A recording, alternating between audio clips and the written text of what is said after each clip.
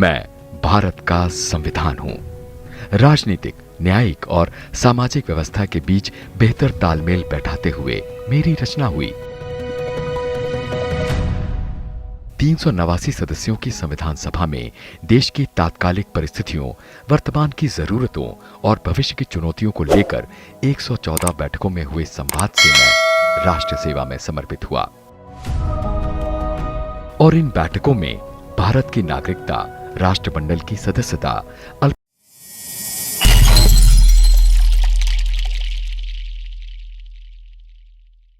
उठाने वाले दमदार व्यक्तित्व थे कन्हैयालाल मानिकलाल मुंशी। जब भी संविधान यानी मेरी बात होती है तो सबसे पहले जिक्र आता है मेरी प्रस्तावना का, जो देश की दिशा की ओर इशारा करती है।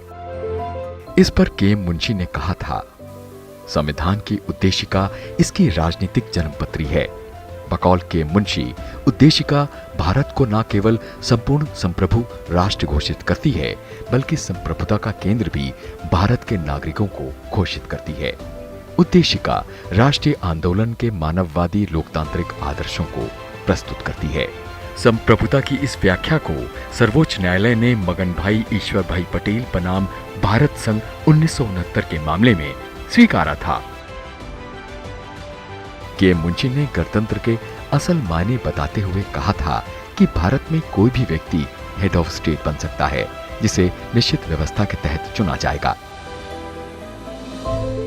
राष्ट्रमंडल यानी कॉमनवेल्थ में भारत के शामिल होने के सवाल पर इन्होंने कहा था कि अब हम इसमें एक स्वतंत्र राष्ट्र के तौर पर शामिल होंगे और ब्रिटिश सम्राट के प्रति हमारी निष्ठा शून्य होगी।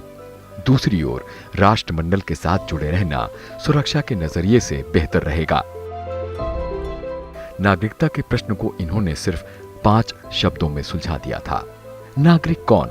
इसके जवाब में मुंशी ने कहा था, जो भारत में जन्मा हो। साथ ही ये भी प्रस्ताव किया कि संसद नागरिकता के संबंध में समय और परिस्थिति के हिसाब से कानून बना सकेगी।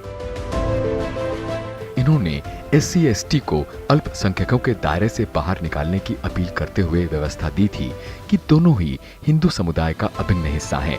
इन्होंने ये भी साफ किया था कि उन्हें संसद और विधान मंडलों में वंचित होने के चलते आरक्षण दिया गया है, न कि अल्पसंख्यक होने के चलते।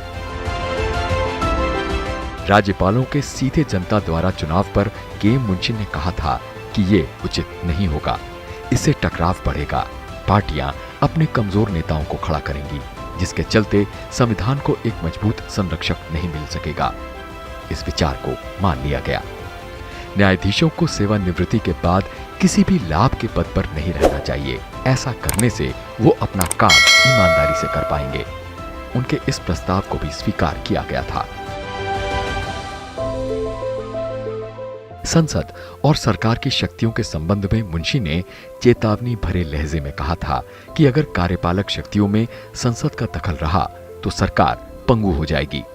के मुंशी ने राज्य और केंद्र के बीच अधिकारों के स्पष्ट विभाजन की मांग उठाते हुए कहा था कि अगर ऐसा करने में देरी की गई तो टकराव होने की सूरत में न्यायालय उलझन में पड़ सकते हैं।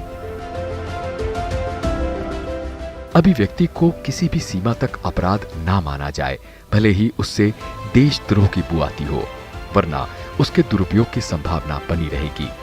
इतना ही नहीं, इन्होंने भारतीय लोकतंत्र के मूल्यों को कई मायनों में अमेरिकी लोकतंत्र से बेहतर बताया, क्योंकि ये जनता पर नहीं, स्वयं पर शासन की बात करते हैं। इन्होंने आध्यात्मिक लोकतंत्र की संकल्पना पर भी जोर दिया।